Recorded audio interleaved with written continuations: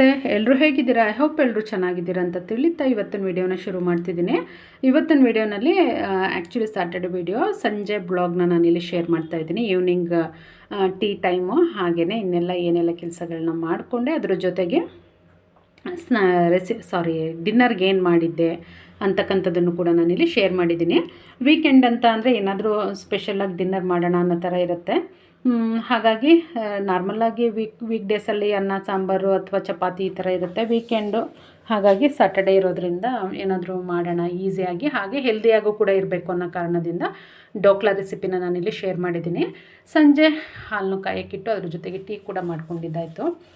Tea ಕುಡಿದು ಕೆಲಸ ಶುರು ಮಾಡಿದ್ವಿ ಅಂದರೆ ಸಿಕ್ಕಾಪಟ್ಟೆ ಪಾಸಿಟಿವ್ ವೈಬ್ಸ್ ಇರುತ್ತೆ. ಅದರ್ವೈಸ್ ಅಂದರೆ ಬೇಕು ಅಡಿಕ್ಟ್ ಆದಂಗೆ ಅದು ಟೀ ಎಲ್ಲ. ಬೆಳಿಗ್ಗೆ ಎದ್ದಾಗಲೂ ಅಷ್ಟೇ ಟೀ ಕುಡಿದ್ಬಿಟ್ಟು ಬೇರೆ ಎಲ್ಲ ಕೆಲಸ ಮಾಡಿದ್ರೆ ಸರಾಗವಾಗಿ ಆಗ್ತಿರುತ್ತೆ.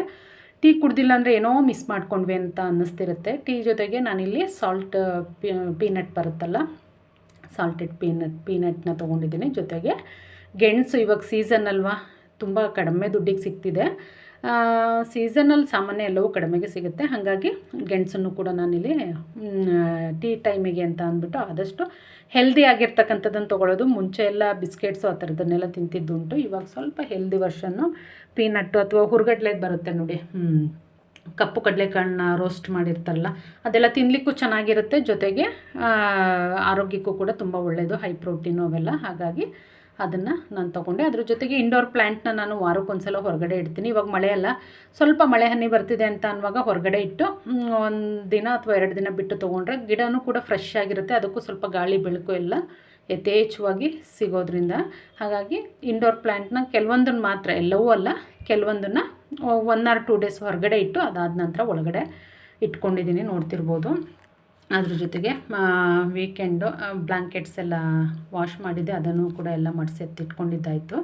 ಈ ಇಂಡೋರ್ ಪ್ಲ್ಯಾಂಟ್ನ ವಾರಕ್ಕೊಂದ್ಸಲ ಆ ಥರ ಹೊರಗಡೆ ಇಟ್ಟೆ ಅಂತಂದರೆ ತುಂಬ ಫ್ರೆಶ್ ಆಗಿ ಅನಿಸುತ್ತೆ. ಇಲ್ಲ ಅಂತಂದರೆ ಎಲೆ ಎಲ್ಲ ಸ್ವಲ್ಪ ಬಾಡ್ಕೊಂಡು ಹಾಗೆ, ಅಥವಾ ಎಲೆ ಸೈಜೇ ಚಿಕ್ಕದಾಗೋಗುತ್ತೆ. ಹಾಗಾಗಿ ವಾರಕ್ಕೊಂದ್ಸಲ ಹೊರಗಡೆ ಇಟ್ಟು ಮತ್ತೆ ಒಳಗಡೆನೇ ಇಡ್ತೀನಿ. ನೋಡ್ತಿರ್ಬೋದು ಎಷ್ಟು ಕಲರ್ಫುಲ್ ಆಗಿದೆ ಅಂದ್ಬಿಟ್ಟು. ಆರ್ಟಿಫಿಷಿಯಲ್ ಇಡೋದಕ್ಕಿಂತ ಈ ಥರ ನ್ಯಾಚುರಲ್ ಆಗಿ ಟೈಮ್ ಟು ಟೈಮ್ ಅದನ್ನು ಹೊರಗಡೆ ಯಾವಾಗ ಇಡಬೇಕು, ಅದಕ್ಕೆ ಯಾವಾಗ ನೀರು ಹಾಕಬೇಕು, ಅದೆಲ್ಲ ನೋಡ್ಕೊಂಡು ಮಾಡಿದ್ವಿ ಅಂತ ಅಂದರೆ ಆರ್ಟಿಫಿಷಿಯಲ್ ಫ್ಲವರ್ಗಿಂತ ಸಿಕ್ಕಾಬಟ್ಟೆ ಚೆನ್ನಾಗಿ ಹೆಲ್ದಿಯಾಗಿ ಅನಿಸುತ್ತೆ. ಈಗ ಡಿನ್ನರ್ಗೆ ರೆಡಿ ಮಾಡ್ಕೊಳ್ತಿದ್ದೆ. ಮೊದಲಿಗೆ ನಾನಿಲ್ಲಿ ಸ್ಟೀಮರ್ನ ಇಟ್ಕೊಳ್ತಾ ಇದ್ದೀನಿ. ಸ್ಟೀಮರು ಸ್ವಲ್ಪ ಬಿಸಿ ಆಯಿತು ಅಂತಂದರೆ ಡೋಕ್ಲಾ ಇಡ್ಲಿಕ್ಕೆ ಈಸಿ ಆಗುತ್ತೆ. ಹಾಗಾಗಿ ಒಂದು ಬೌಲ್ನ ತೊಗೊಳ್ಳಿ, ಅದಕ್ಕೆ ಸಣ್ಣ ಬೌಲಲ್ಲಿ 2 ಬೌಲಷ್ಟು ನಾನು ಇಲ್ಲಿ ಕಡಲೆ ಹಿಟ್ಟನ್ನ ಸೇರಿಸ್ಕೊಳ್ತಾ ಇದ್ದೀನಿ. ಅದಕ್ಕೆ 2 ಸ್ಪೂನಷ್ಟು ರವೆನೂ ಕೂಡ ಹಾಕ್ಕೊಳ್ತಾ ಇದ್ದೀನಿ. ಅಂದರೆ ಮೀಡಿಯಮ್ ರವೆ ಬರುತ್ತೆ ನೋಡಿ, ಉಪ್ಪಿಟ್ಟು ರವೆ, ಅದು. ಹಾಗೆಯೇ 1 ಇಂಚಷ್ಟು ಶುಂಠಿನ ತುರಿದು ಹಾಕ್ಕೊಳ್ತಾ ಇದ್ದೀನಿ, ಅಥವಾ ಸಣ್ಣದಾಗಿ ಪೀಸಸ್ ಮಾಡಿ ಕೂಡ ಹಾಕ್ಕೊಳ್ಬೋದು.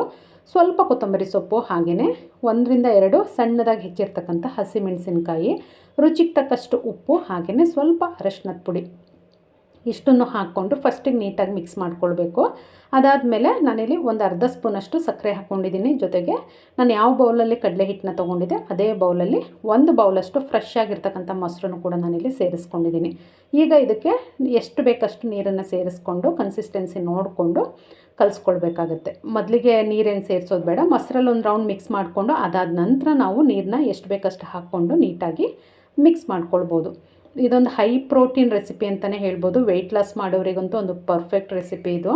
ಬೆಳಗಿನ ಬ್ರೇಕ್ಫಾಸ್ಟು ಅಥವಾ ಲಂಚು, ಡಿನ್ನರು ಯಾವ ಟೈಮಿಗೆ ಬೇಕಾದ್ರೂ ತೊಗೊಳ್ಬೋದು. ಕಡಲೆ ಹಿಟ್ಟು ಯೂಸ್ ಮಾಡಿರೋದ್ರಿಂದ ಇದು ಆರೋಗ್ಯಕ್ಕೂ ಕೂಡ ತುಂಬಾ ಒಳ್ಳೆಯದು.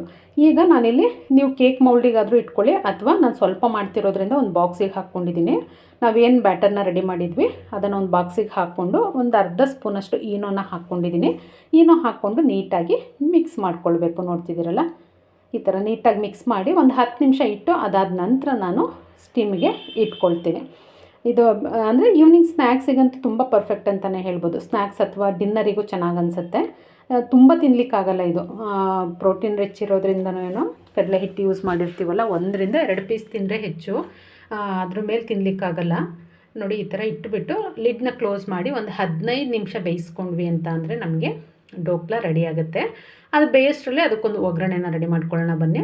ಒಂದು ಕಡಾಯಿ ಇಟ್ಕೊಂಡು ಅದಕ್ಕೆ 1 ಸ್ಪೂನಷ್ಟು ಎಣ್ಣೆ, ಸಾಸಿವೆ, ಜೀರಿಗೆ, ಬಿಳಿ ಎಳ್ಳು 1 ಸ್ಪೂನಷ್ಟು, ಹಸಿಮೆಣಸಿನ್ಕಾಯಿ 1-2, ಹಾಗೆಯೇ ಕರಿಬೇವೆಲೆಗಳು 1 ಕಡ್ಡಿಯಷ್ಟು, ಇಷ್ಟನ್ನು ಹಾಕ್ಕೊಂಡು ನೀಟಾಗಿ ಫ್ರೈ ಮಾಡ್ಕೊಳ್ಬೇಕಾಗತ್ತೆ.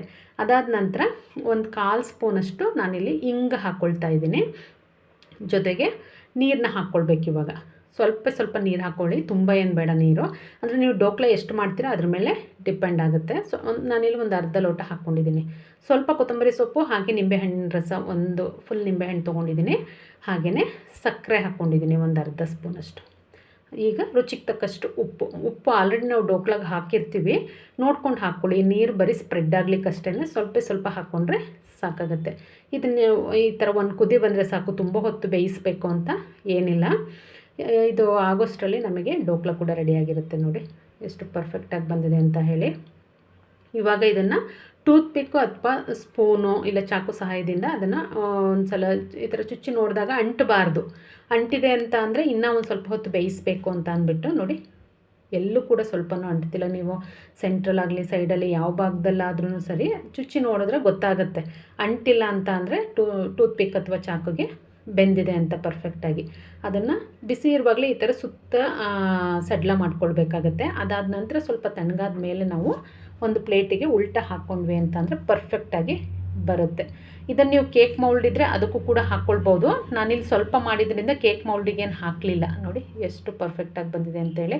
ನೋಡೋದಕ್ಕೆ ಎಷ್ಟು ಚೆನ್ನಾಗಿದೆಯೋ ರುಚಿನೂ ಕೂಡ ಅಷ್ಟೇ ಚೆನ್ನಾಗಿರುತ್ತೆ. ಟ್ರೈ ಮಾಡಿ. ಇದನ್ನು ಆ್ಯಕ್ಚುಲಿ ರವೆನಲ್ಲಿ ಮಾಡ್ತಾರೆ, ಹಾಗೆಯೇ ಹೆಸರುಬೇಳೆ, ಕಡಲೆಬೇಳೆ ಈ ಥರದ್ದು ಸಾಕಷ್ಟು ಬೇರೆ ಬೇರೆ ವೆರೈಟಿನಲ್ಲಿ ಮಾಡ್ತಾರೆ. ಇದು ಈಸಿ. ಕಡಲೆ ಹಿಟ್ಟಿದೆ ಅಂತ ಅಂದರೆ ಪಟ್ ಅಂತ ಮಾಡ್ಕೊಳ್ಬೋದು. ಹೆಸರು ಬೇಳೆಲೆಲ್ಲಾದರೆ ನೆನೆಸಿ ರುಬ್ಬಿ ಮಾಡಬೇಕಾಗತ್ತೆ. ಹಾಗಾಗಿ ಇದನ್ನು ನಿಮಗೆ ಯಾವ ಥರ ಶೇಪ್ ಬೇಕು ಆ ಥರ ಶೇಪಿಗೆ ಇದನ್ನು ಕಟ್ ಮಾಡ್ಕೊಳ್ಬೇಕಾಗತ್ತೆ. ಕಟ್ ಮಾಡಿ ಆದಮೇಲೆ ನಾವು ಇವಾಗಲೇ ಏನು ನೀರನ್ನ ರೆಡಿ ಮಾಡಿ ಇಟ್ಕೊಂಡಿದ್ವಿ ಒಗ್ಗರಣೆ, ಅದನ್ನು ಮೇಲೆ ಸ್ಪ್ರೆಡ್ ಮಾಡ್ಕೊಳ್ಬೇಕು. ಬಿಸಿನಲ್ಲಿ ಕಟ್ ಮಾಡೋಕ್ಕೆ ಹೋಗಬೇಡಿ, ಅಂದರೆ ಪರ್ಫೆಕ್ಟಾಗಿ ಬರಲ್ಲ. ಹಾಗಾಗಿ ಸ್ವಲ್ಪ ತಣ್ಣಗಾಗಲಿ. ತುಂಬ ತಣ್ಣಗೆ ಅಂತನೂ ಅಲ್ಲ, ತುಂಬ ಬಿಸಿನೂ ಅಲ್ಲ, ನಾರ್ಮಲ್ ಟೆಂಪ್ರೇಚರಲ್ಲಿ ಇದ್ದಾಗ ಅದನ್ನು ಕಟ್ ಮಾಡಿದ್ರೆ ತುಂಬ ಪರ್ಫೆಕ್ಟಾಗಿ ಬರುತ್ತೆ. ಮೇಲೆ ನಾವು ಮಾಡ್ಕೊಂಡಿರ್ತಕ್ಕಂಥ ಈ ಒಗ್ಗರಣೆ ಏನಿದೆ ನೀರು, ಅದನ್ನು ಸ್ಪ್ರೆಡ್ ಮಾಡ್ಕೊಳ್ಬೇಕು. ತಿನ್ನುವಾಗ ನಮಗೆ ಉಪ್ಪು, ಖಾರ, ಹುಳಿ, ಸಿಹಿ ಎಲ್ಲವೂ ಸಿಗುತ್ತೆ. ತುಂಬ ಚೆನ್ನಾಗಿ ಅನಿಸುತ್ತೆ. ನಾವು ಆ್ಯಕ್ಚುಲಿ ನಿಂಬೆಹಣ್ಣಿನ ರಸ ಹಾಕಿದ್ದೀವಿ, ಸಕ್ಕರೆ ಹಾಕಿದ್ದೀವಿ, ಹಾಗಾಗಿ ಉಪ್ಪು, ಖಾರ, ಹುಳಿ ಎಲ್ಲವೂ ಚೆನ್ನಾಗಿ ಅನಿಸುತ್ತೆ. ನೋಡಿ ಎಷ್ಟು ಸಾಫ್ಟಾಗಿ ಬಂದಿದೆ ಅಂತ ಅಂದ್ಬಿಟ್ಟು. ಮಕ್ಕಳಿಗಂತೂ ತುಂಬ ಇಷ್ಟ ಆಗೋ ಒಂದು ರೆಸಿಪಿ ಅಂತಲೇ ಹೇಳ್ಬೋದು. ಒಂಥರ ಕಟ್ಟ ಥರ ಸಿಹಿನೂ ಇರುತ್ತೆ, ಖಾರ ಎಲ್ಲವೂ ಇರೋದ್ರಿಂದ ಮಕ್ಳಿಗೆ ತುಂಬ ಇಷ್ಟ ಆಗುತ್ತೆ. ಲಂಚ್ ಬಾಕ್ಸಿಗೆ ಮಾಡಿಕೊಡ್ಬೋದು. ಟ್ರೈ ಮಾಡಿ ಒಂದು ಸಲ, ಹೇಗೆ ಬಂತು ಅಂತ ಆಮೇಲೆ ಕಮೆಂಟ್ ಮುಖಾಂತರ ತಿಳಿಸಿ. ನಾನಿಲ್ಲಿ ಒಂದು ಅದಕ್ಕೆ ರೆಡ್ ಚಟ್ನಿನ ಮಾಡ್ಕೊಂಡಿದ್ದೀನಿ. ನಾನು ಚಟ್ನಿ ರೆಸಿಪಿನ ಶೇರ್ ಮಾಡಿಲ್ಲ, ನೆಕ್ಸ್ಟ್ ಟೈಮ್ ಯಾವಾಗಲಾದರೂ ಶೇರ್ ಮಾಡ್ತೀನಿ. ಈ ಥರ ಪೀಸಸ್ಗಳನ್ನ ಕಟ್ ಮಾಡಿಕೊಂಡು ನಾನಿಲ್ಲಿ ತೋರಿಸ್ತಿದ್ದೀನಿ. ನೋಡ್ತಿರ್ಬೋದು ಎಷ್ಟು ಚೆನ್ನಾಗಿ ಬಂದಿದೆ ಅಂತ ಅಂದ್ಬಿಟ್ಟು. ನೋಡ್ತಿದ್ದೀರಲ್ಲ. ವೆಯ್ಟ್ ಲಾಸ್ ಮಾಡೋರಂತೂ ವಾರಕ್ಕೆ 2ರಿಂದ 3 ಸಲ ಮಾಡಿಕೊಂಡು ಆರಾಮಾಗಿ ತಿನ್ಬೋದು. ವೆಯ್ಟ್ ಲಾಸಿಗಂತೂ ಸಿಕ್ಕಾಬಟ್ಟೆ ಹೆಲ್ಪ್ಫುಲ್ಲು, ಏಕೆಂದರೆ ಹೈ ಪ್ರೋಟೀನ್ ರೆಸಿಪಿ ಅಂತಲೇ ಹೇಳ್ಬೋದು ಇದನ್ನು. ಹಾಗಾಗಿ ತಪ್ಪದೆ ಟ್ರೈ ಮಾಡಿ, ಹೇಗೆ ಬಂತು ಅಂತ ತಿಳಿಸಿ. ಇನ್ನೂ ಯಾರು ನನ್ನ ಚಾನಲ್ ಸಬ್ಸ್ಕ್ರೈಬ್ ಮಾಡದೆ ನೋಡ್ತಾ ಇದ್ದೀರಾ, ತಪ್ಪದೆ ಸಬ್ಸ್ಕ್ರೈಬ್ ಮಾಡಿಕೊಡಿ. ಲೈಕು, ಶೇರು, ಕಮೆಂಟು ಮಾಡೋದನ್ನು ಮರಿಬೇಡಿ. ರೆಸಿಪಿ ಹೇಗಿತ್ತು ಅಂತ ಕಮೆಂಟ್ ಮುಖಾಂತರ ತಿಳಿಸಿ. ವಿಡಿಯೋ ಕೊನೆಯವರೆಗೂ ನೋಡಿದ್ದಕ್ಕೆ ಧನ್ಯವಾದಗಳು.